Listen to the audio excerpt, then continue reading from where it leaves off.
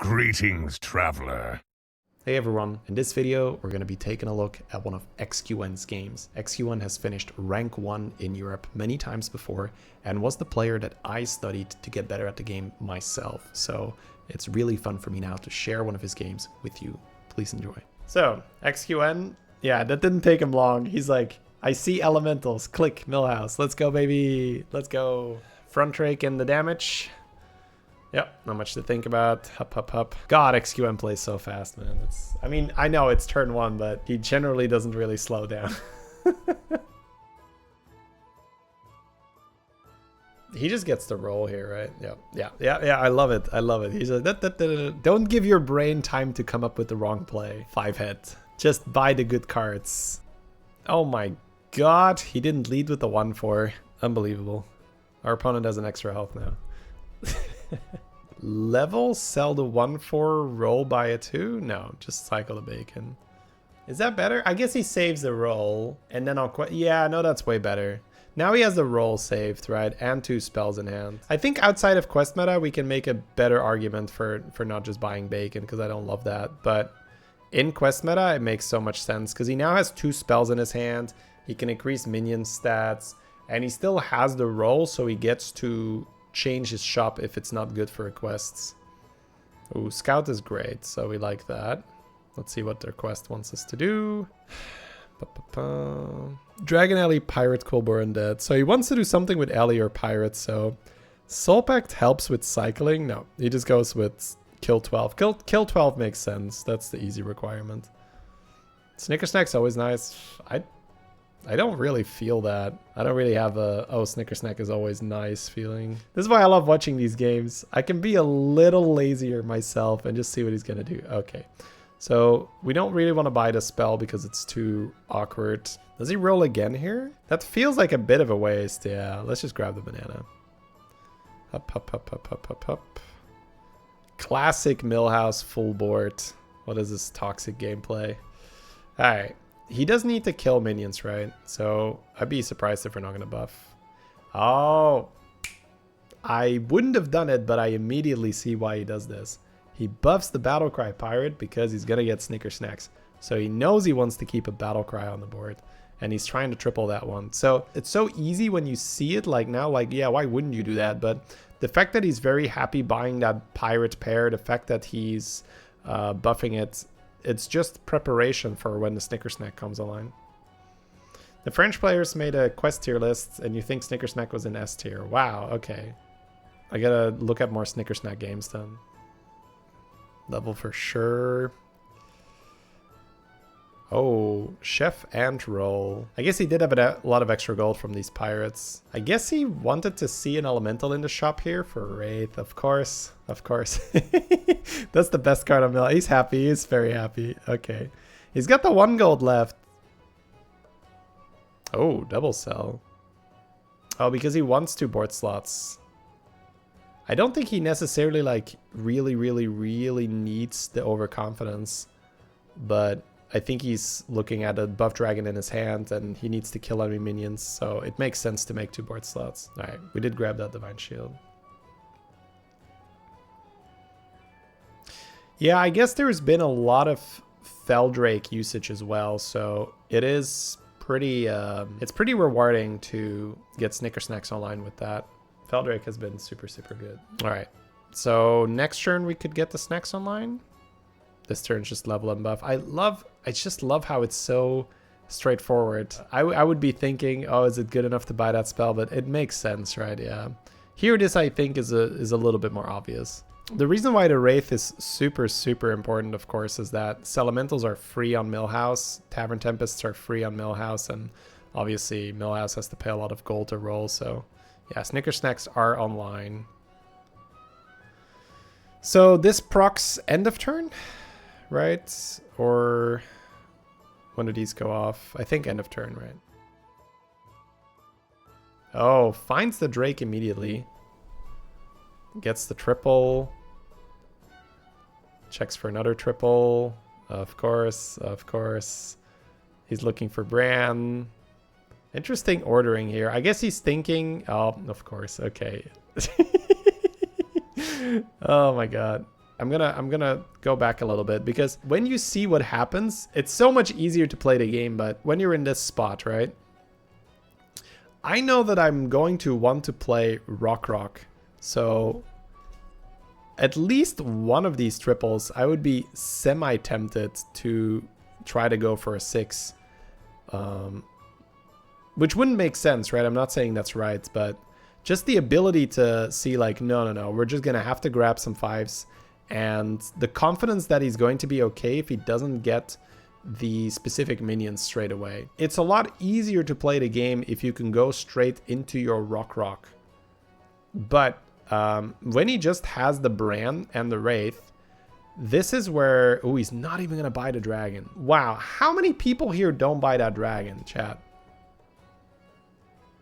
You have Bran Snicker Snacks. See, this is why we watch, right? And I've seen this before, and I think it was when I was looking at one of Slider's games. He refused to add another Master of Realities to his elemental board when he was high rolling, purely to keep more board space, to be greedy, and to get money. This is not me saying that XUN is wrong, but I'm just saying, how many people here even think about not buying that dragon, right? To me, it seems like, oh, I have Snicker Snacks, and I need to go. But I bet what XQN wants to do here is, if he can triple this money pirate, he can then keep the money pirate and a different battle cry, potentially the rodeo.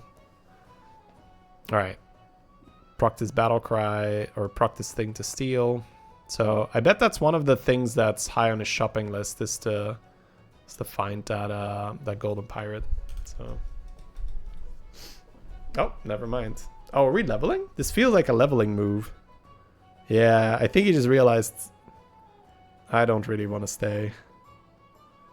Okay. So what triggered that? At what point was he like, you know what? I think I'd rather level. Oh, his dragon is about to pop, right? And Drakaseth and Mirazont are super good as well to get. You still think skipping it completely is a little necessary?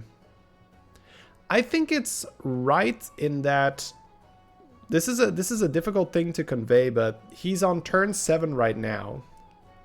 I think his board is going to be stronger 2 turns from now if he has battle cries on his board that are generating value, economy, as opposed to just the package gaining stats. So that's the idea I have for those situations, if that makes sense.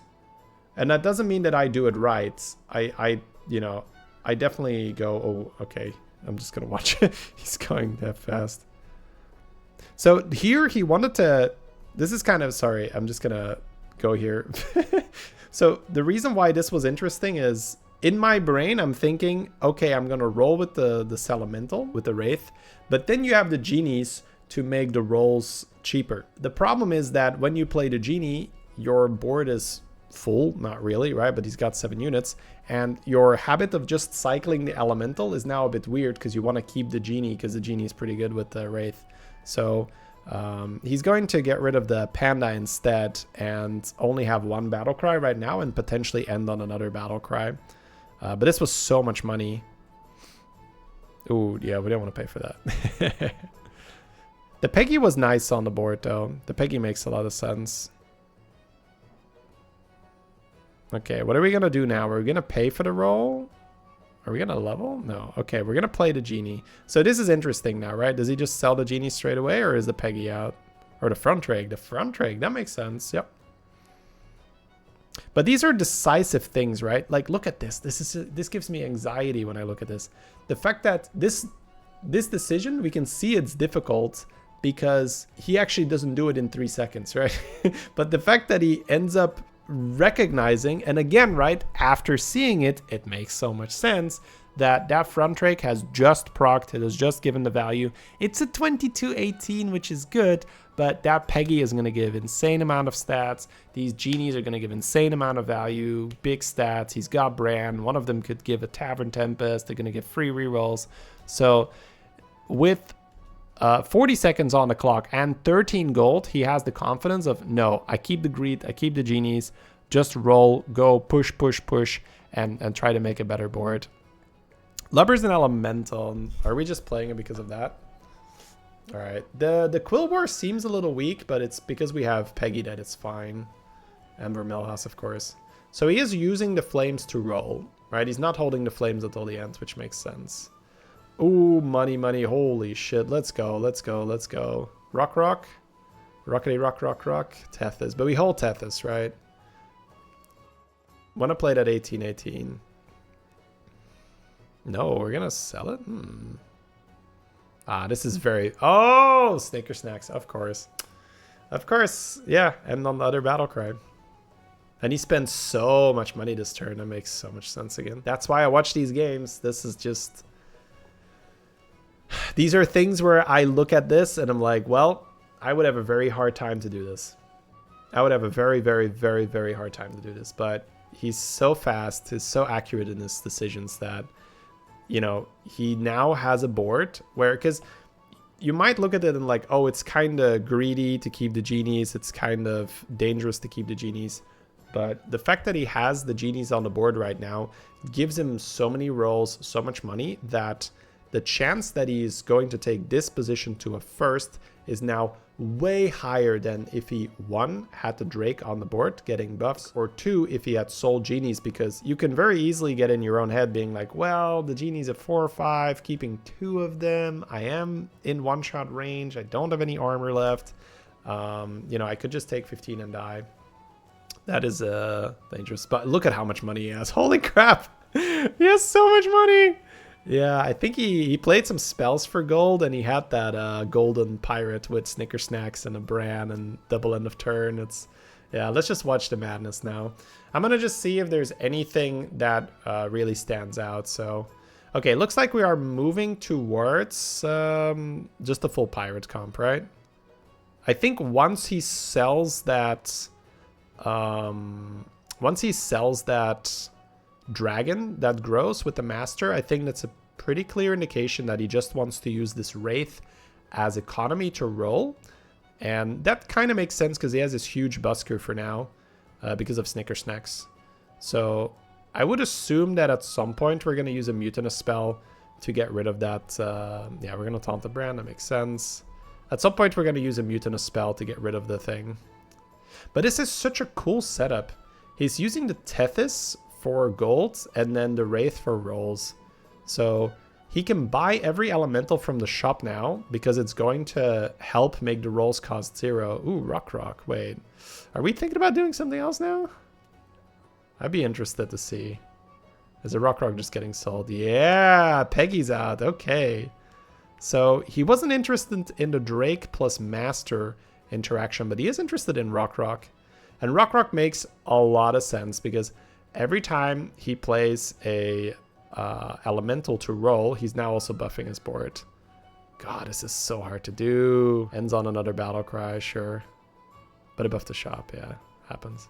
These are just, we're just watching him evaluate certain strategies and then pivot in a very, very quick, very, very short amount of time. Yeah. Now, this is... Most players that aren't XQN would be dead right now. Yes. For sure. Just to contribute to the discussion in the chat. We skipped one Ellie, but whatever, yeah. I'm not even sure. I guess we still buy every Ellie. Ooh, second brand. Let's go. So, is this now gonna be... I think he's going to be in a position where he doesn't need to keep this golden pirate. So I think once he gets... Ooh, nice. Another rock. I think once he gets mutinous spell to eat the pirate, he can go a little bit more into elemental. But he wants to keep Tethys anyway, right? Because Tethys is good for not running out of gold. Golden brand. Yeah, honestly, we don't need the cash from the pirate anymore. The 1-drop, right? So that 1-drop can go once we find mutinous spell. We don't really need that triple, do we? We just want to roll. Yeah. Now he just needs to go. Oh, right. He has a Wraith. Of course, he can triple the Wraith. Jesus. So he's got enough gold for, you know, basically from now until the next game. Like, he's not going to run out of money anymore. You have Golden Brand, you have Golden Wraith on a Millhouse. You are no longer running out of gold. So I would say that you do not need to keep this extra money pirate anymore. So that's really what I would expect, right? If we see a mutinous spell, we can get rid of the pirate and then either play another Rock, or what else would you play here? I think it would be Rock, because if we play a pirate buffer, like a courier, the 3-drop, it doesn't really help that much here. Because you're only buffing 3 pirates and one of the pirates you want to get rid of. He's just seeing, okay. Oh, this is good, right? No elementals in the shop. End on the guy that buffs for every roll. Yeah, this is super impressive. He spent all his gold. Yeah. Now it's going to be a lot harder for the next turn. But that's... let's watch him do it, right?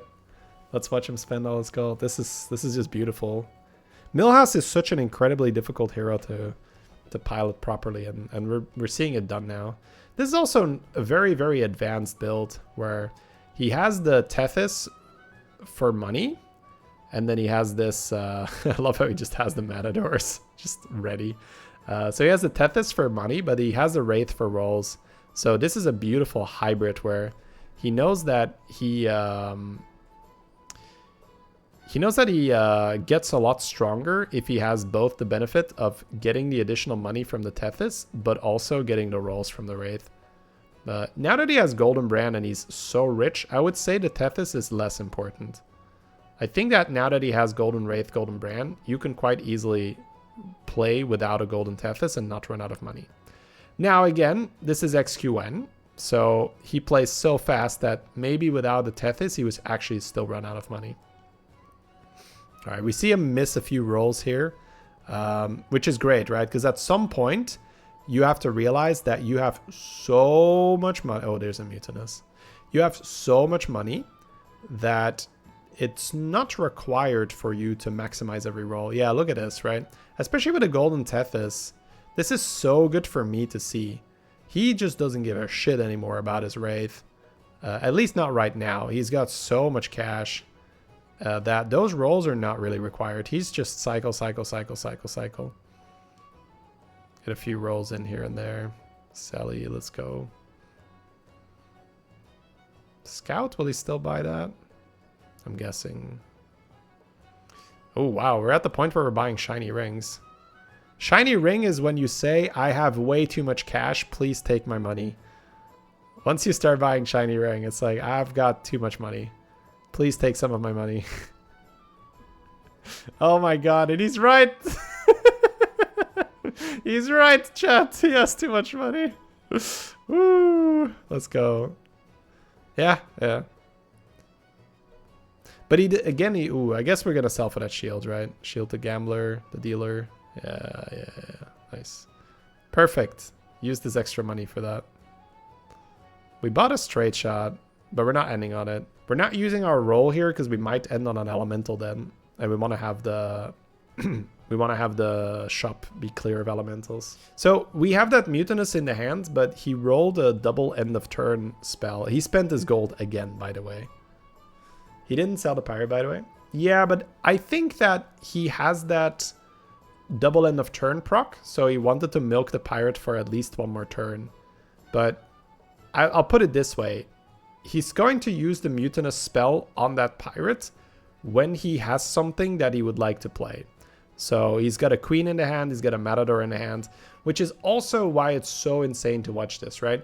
Not only are we watching him play this buffing game so incredibly efficient, right? Which is how I can just see that, you know, someone like XQN is just several steps above me in terms of how he's thinking about the game. I wouldn't really be able to play the amount of buffs as efficiently as he does. But not only is he doing that, he's also preparing to be insanely strong when he wants to go all in.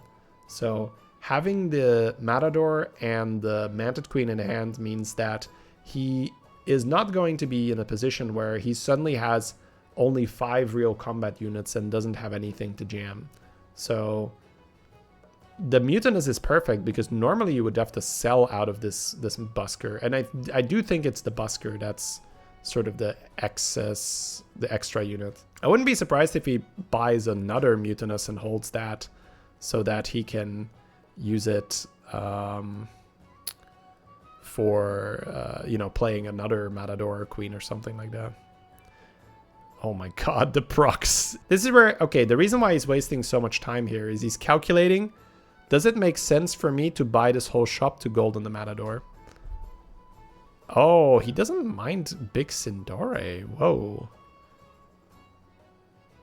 Whoa. Okay, so he did eat the pirate. Is that to kill Queen? That is, to me, a little bit surprising. But I suppose it's a Queen killer, and, you know, I essentially, I wouldn't have played it before the eats, but it does make sense where he might put too many stats on one unit then. Sure. So Sindore removes Reborn, right? And one of the big attributes Queen has is she reborns. So if you have a Sindore on your board and the rest of your board is really big, it makes it very difficult for your opponents to counter you, because the idea is that you are playing a counter to the opponent's weakness, right? The opponent is just playing really big minions, and you're... oh, wow. This is the disrespect, but he's so strong. I do like the disrespect. This is the first turn he didn't properly spend his gold, by the way. But like I was saying, we just have huge numbers on our board. And one of the only things that can beat that is Venom. So having the Sindore just makes it very unlikely that a Queen can do anything. So. Yeah, I'm just... Honestly, this is just, for me, very entertaining. Oh yeah, a little shout out, guys. We do have a second YouTube channel. Go check it out. ShadyBunny 2. Highly appreciated if you sub. Leave a comment if you like one of the videos. I don't think he wants to bother with Bramblewitch, but we'll see. I think he wants to grab that... oh no, he still wants it. Okay. I feel like at this point he's overdoing it slightly because he has 2 golden Matadors, but it is XQN, so for the most part I'm just going to shut up and see what he's doing. Oh, so it seems like he prefers Bramble over the Queen, which sort of makes sense because he doesn't have that many types, and Bramble can triple quite easily with all this money. Sure, that's fair. Yeah, I think he's just buying every alley now. This golden Tethys is getting in the way, man. I feel like at some point we're just going to eat it.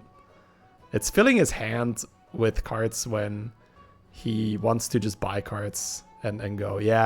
I love it. I swear. It's not like I knew, right? But this is how I guess I know I play the game a lot as well. I'm sort of, I put myself in his mind when I'm playing, and I'm thinking,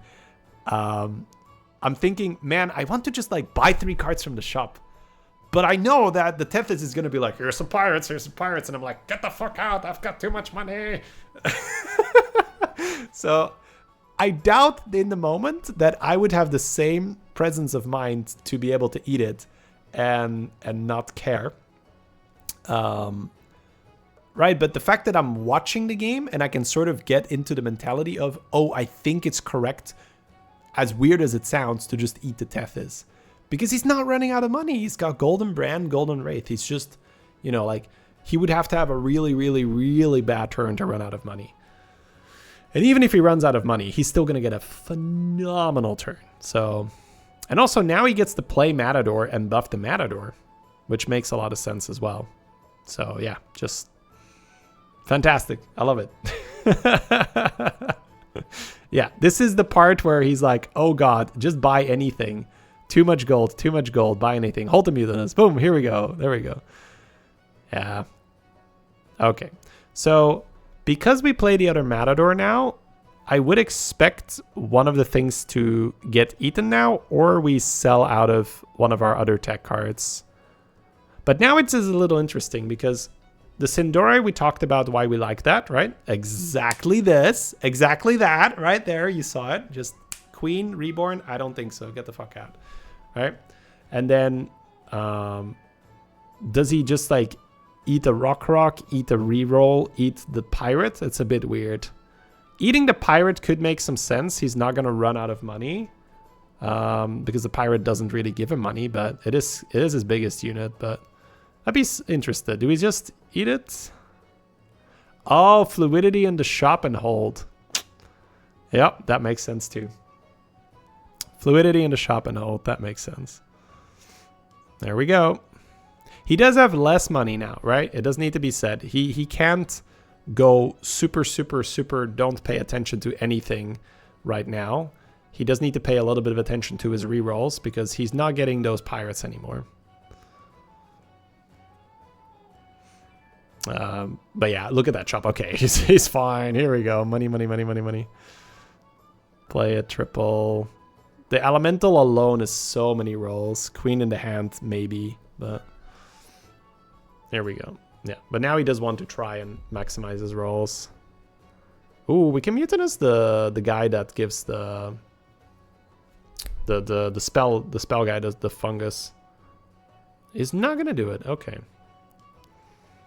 He spent some time on that tavern, so I think he did see it. I don't think he just forgot. I think he's getting ready to eat something off his board.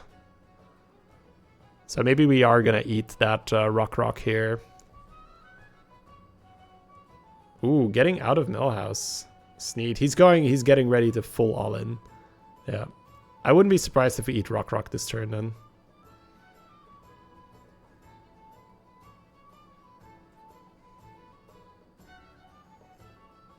Yep. Okay. It's so beautiful to see. It's just, yeah. Yep, this is... And you look at the opponent who had a great game. But we can kill his board twice. It's so insane. And there's just, you know, there's just nothing the opponent can really do, right? It's 2 golden matadors, and the matadors have some stats. So it's not like they're just completely useless apart from their ability. And then on top of that, there is a golden bramble witch. There is a divine shield, huge pirate. We have the Sindore to deal with the queens. It's just like he was so many steps ahead that there is no path to victory for the opponent. There's just, yeah, other than, oh, the opponent was Gallywix and has several, like, you know, 1,000 minions. But even then, I think he'd find a way to scam that with this setup. And then grabbing the Sneed makes it also very, very strong, yeah. Does the opponent concede now? Yeah. I mean, I would assume so. I still want to watch the turn because it's quite satisfying. But this is more a victory lap, if anything. He's just having a good time with that. Yeah, he's no longer Millhouse, so he runs out of money a lot easier. Buying these gamblers doesn't really do anything. Untaunts the Matadors, that makes sense. The opponent usually doesn't lead with the big minions, right? So you don't want the Matador to have taunt in this case.